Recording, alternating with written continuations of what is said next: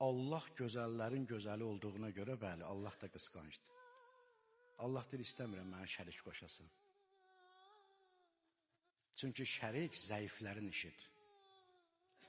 İnsan verəm Allaha, biri öz işin özü görə bilərsə, o gedər şərik axtarar.